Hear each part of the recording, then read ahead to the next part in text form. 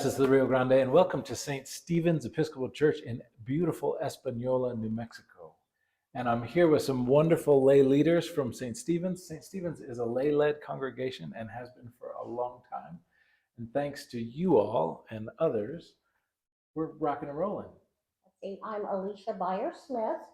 I've been here started coming here probably in 1962. The EYC, Episcopal Young Churchman and stuff. I was a student over at the Española Junior High, not far from here. So along with Jim Powers, who's not here today, we would walk from school over to here on Tuesday afternoons for EYC.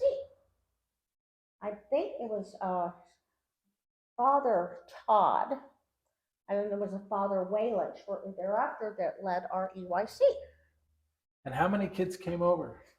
Let's see, probably back then, there was about 10, 9 or 10.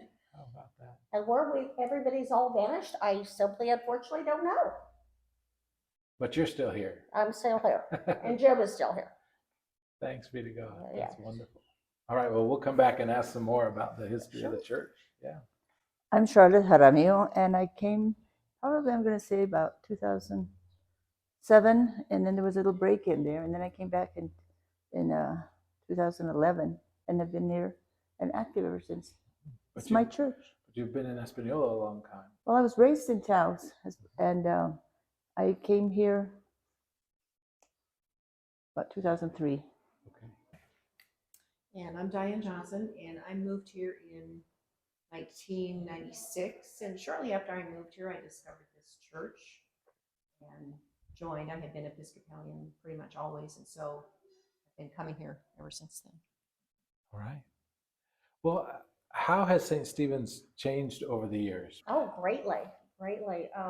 The structure itself is the same. The windows are still the same. And above the altar, showing the cross and the chalice. It shows 1960, that was commemorating when the church was first built. Okay. And so previous to that, we had the old pews, of course, with the kneelers, which is what I was always used to. And so that was a big difference for me, getting used to always having that and to going with the chairs now and stuff like that. And so, of course, And there was carpet? and there right? was carpet we also, We There saw a was photo carpet in of here. it. Yeah. So that changed. Now this wooden table over here, that's still original, but that one over there is different. The baptismal font, I believe is the same. And over here in the left corner, that office, that was where the vicar's office always was. So there was this church building and then the office. That was Right there, the exactly. original building. And then The you all original building. added the beautiful parish hall. Well, we had a small parish hall, and then that was, I guess, enlarged, was it 19? It's in It's in the 1990s, I think, because it was 1990s, pretty so new when I sometimes got here. Okay. They added that, included that, and stuff like that. And I'm still trying to remember in my mind. I have to go back in time, trying to remember 12 years old coming here, and stuff like that. And of course, at the altar, we had the kneelers. Well, we still have the step up, but all that was taken out. There was a railing. And of course, there was a railing there Very also. feeble way. And the old altar is still in this back room. Well, just anyway, things have just changed greatly. And I tend to be more traditional. But anyway, things have changed and we're still here, so that's what's good. Yeah, still going strong. It's still going strong, yes. Yeah.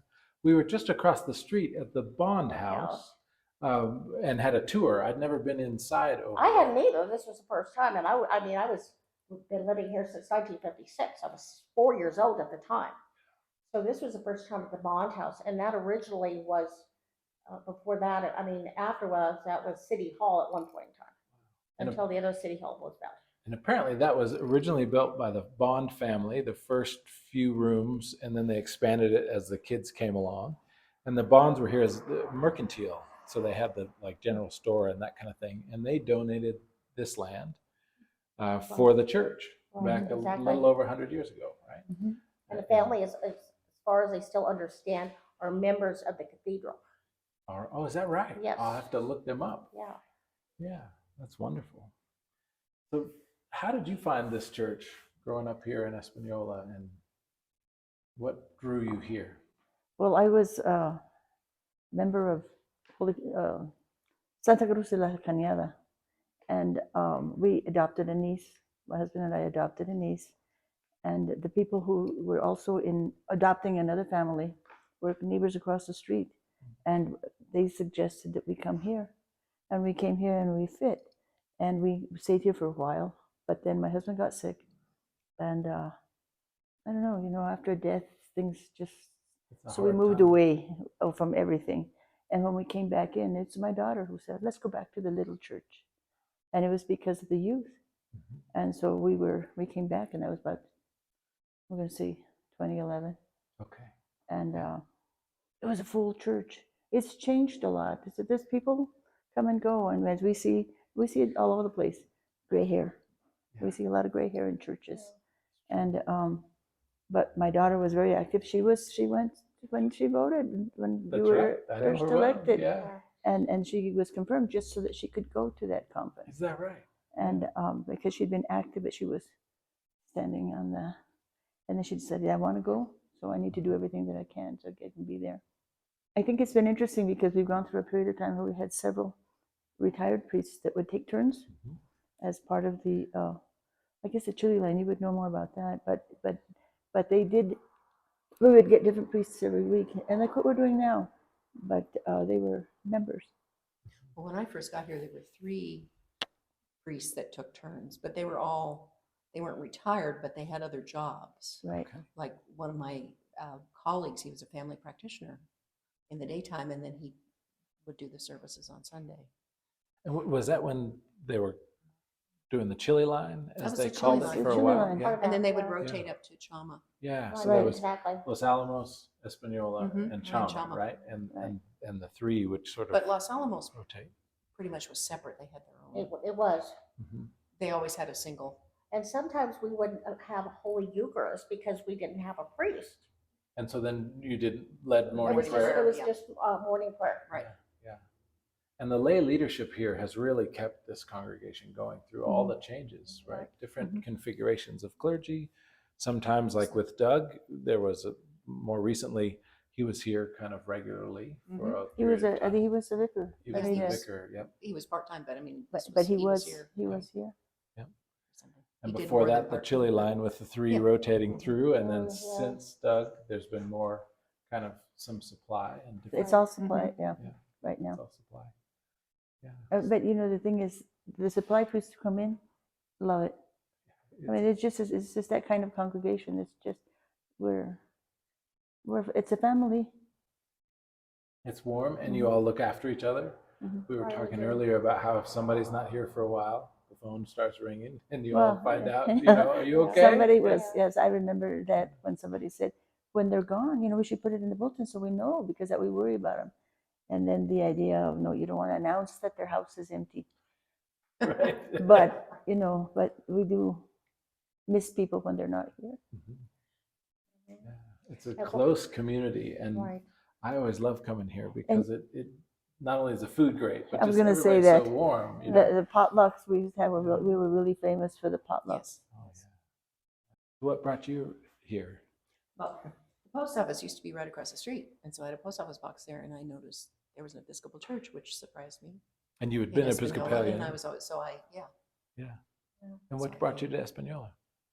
I was a doctor at Española Hospital, and it was an impulse. I wasn't happy with where I was, and I just impulsively moved here. It From was where? 26 years ago. And so it must Never have been been all right. unhappy, yeah. From where? Washington State, Washington State. from the rain to the sun. Yeah. Yeah, absolutely.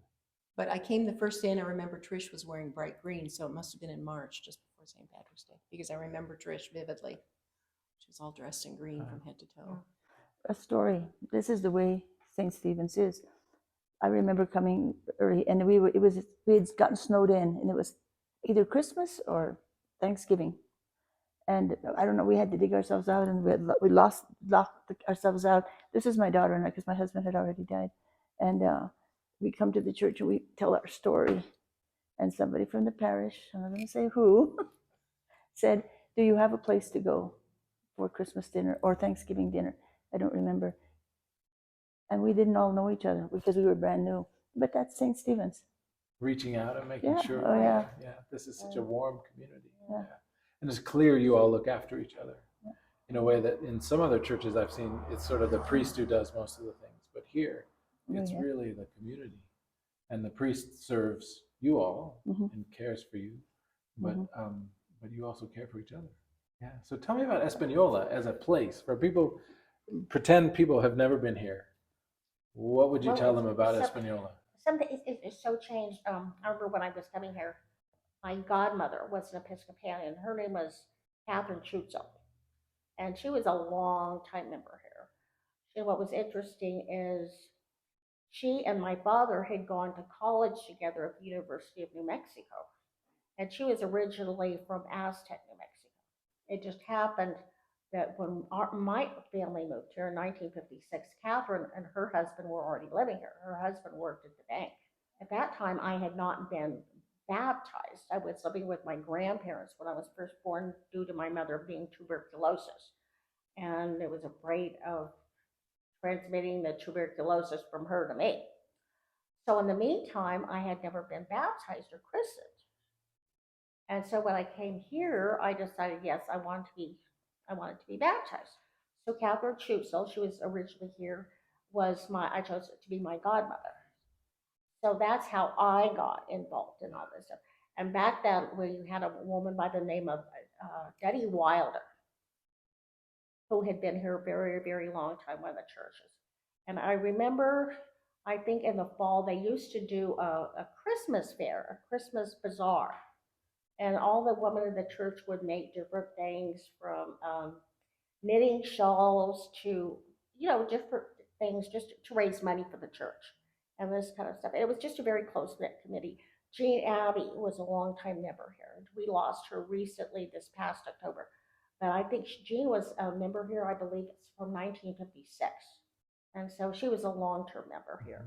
And other people, unfortunately, Natalie Powers, she passed, she was a longtime member here. And her son is Jim Powers, who's still here. He and I went to EYC together. And Natalie passed away, I guess about 4 years ago also. So there's a lot of history in this church. I feel deeply connected to it just from being so young at that time. And everybody was just very warm and kind and loving, and it still radiates this way. But in a way, I look back and I miss a lot of our former parishioners who have since gone on. But they're still treasured. But and they're still remembered. treasured here, yeah. Definitely remembered. How would you describe Espanola as a place? Espanola has a bad image, and it's a substance abuse issue. I think is the biggest part of it. But it's a I like it here. I've lived here. It's a different kind of community, very traditional, but at the same time, just a kind of a forgotten community in lots of ways. There are a lot of, we talked about the borderline issue. Well, it's here. There's a big pocket of undocumented workers in this area, but there's just this network of family, and that creates a situation where there's a lot of denial in terms of the substance abuse and alcoholism. But it is. I was recognized once nationally as one of the places where people took in their grandkids or their nieces and nephews, as opposed to letting them go into foster care or into the system. Here, people don't do that. People take them in. And I remember reading that, and I was real amazed that this was one of the communities that was recognized that way. Wow. That sense of extended family is still really important. It's real tied. And economically, I understand that a lot of folks work in Santa Fe. It's sort of 20 minutes to Santa Fe, 30 minutes to Los Alamos. People run up and down the hill and there, and Taos isn't that far away either. Is that kind of the way people are employed but can afford to live here in a way that Santa Fe is expensive? Right. And then what is here? The schools, the county, the city offices, that kind of. I remember coming here when I was growing up because I was a big baseball player and played Little League all the time. And we used to always come down to play Milwaukee, but also to play Espanola. And the Blakes was where we went afterwards, Yeah. Oh, yeah. after the game. So I have Yeah. fond memories of coming down Still here. here. And then the other thing that was happening when I was young is we would come on Friday nights for the lowriders. Oh, It yes. was a big culture around cars and automobiles, and they put the shocks on and bounce and all of that. We would come Famous down for that too. We would come down and sit in the parking lot and watch them come by. And it was always famous for food. The restaurants were always super good. And still are. And still are. Still are. Good Right. food here. In fact, you all just fed us a delicious lunch. So how has the congregation changed over the years that you have been here? Well, I think it's gotten smaller, Mhm. and there aren't too many young people. No. I think my kids were the last of the youth group. Well, then Amelia, there was some when she came.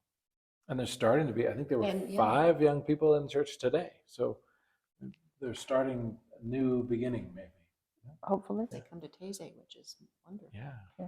Yeah. In fact, we were just learning about the Taizé service, which happens Wednesdays, and it's mostly young people. I think 2 or 3, and they help plan it and sing the Taizé service. Yeah, the Taizé service is led by Dove and some young people, and Dove was confirmed today. She's a wonderful musician. There's all kinds of Yeah. possibilities. Yeah, because it's the kind of often the Episcopal Church is a church that people in town haven't heard of, maybe because it's predominantly Roman Catholic. But there are in a lot of towns like this people who are maybe culturally Roman Catholic, but they're not active, and they're looking for a place where their children can be baptized if there's a divorce in the family or something like that. And this is a And place that where happens. they can really be welcomed into the fold, and receive the sacraments in a way that's not always possible in other churches. Well, I want to thank you all for your faithfulness and for keeping this church going and for spending time to share St. Stephen's Espanola with the diocese today. Thank you. You're welcome.